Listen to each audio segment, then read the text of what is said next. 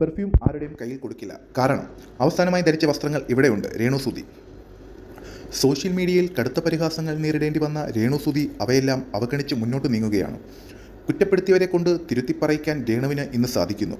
അന്തരിച്ച ഭർത്താവ് നടൻ കൊല്ലം സുധിയുടെ ഓർമ്മകളിലാണ് രേണു ഇന്നും ജീവിക്കുന്നത്. എന്നാൽ രേണു കൊല്ലം സുധിയെ മറന്നു എന്നാണ് വിമർശകരുടെ വാദം. എന്നാൽ കഴിഞ്ഞ ദിവസം നൽകിയ അഭിമുഖത്തിൽ കൊല്ലം സുധിയുടെ ഓർമ്മയ്ക്കായി സൂക്ഷിച്ചു വെച്ച കാര്യങ്ങളെക്കുറിച്ച് രേണു സംസാരിക്കുന്നുണ്ട്. മരിച്ച അന്ന് ധരിച്ച വസ്ത്രം ഇന്നും അതുപോലെ സൂക്ഷിച്ചിട്ടുണ്ടെന്ന് രേണു പറയുന്നു. മെയിൻ സ്ട്രീം മണ്ണിന് നൽകിയ അഭിമുഖത്തിലാണ് പ്രതികരണം. സുധിച്ചേട്ടൻ്റെ ഫോട്ടോസ് പേഴ്സിനകത്ത് എപ്പോഴും ഉണ്ടാകും. സുധിച്ചേട്ടന് അധികം ഡ്രസ്സില്ല. സ്റ്റാർ മാജിക്കിൽ അവർ കൊടുക്കുന്ന ഡ്രസ്സ് അവിടെ തന്നെ ഊരിക്കൊടുക്കും. അറിയാതെ കൊണ്ടുവന്നാലും 2 ദിവസം കഴിഞ്ഞ് തിരിച്ചു കൊടുക്കും.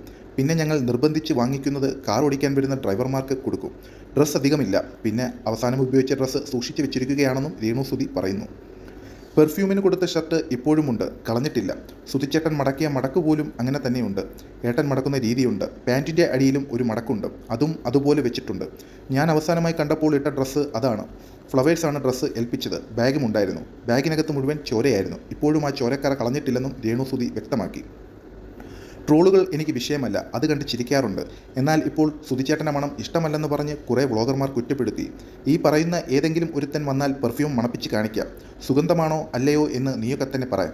സ്ക്രീനിൻ്റെ പുറകെ ഇരുന്ന് നീയൊക്കെ എന്നെക്കൊണ്ട് പറയുന്നുണ്ടല്ലോ. നീയൊക്കെ നേരിട്ട് വാ. സുധി ലയത്തിൽ ആർക്കും സ്വാഗതം.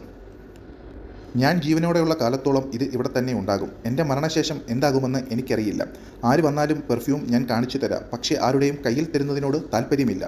എൻ്റെ കയ്യിൽ തന്നെ ഇരിക്കേണ്ടതാണ്. എൻ്റെ ഭർത്താവിൻ്റെ ഓർമ്മയാണ്. അതുകൊണ്ടാണ് ഞാൻ ആരുടെയും കയ്യിൽ പോലും കൊടുക്കാത്തതെന്നും രേണുസുതി പറഞ്ഞു.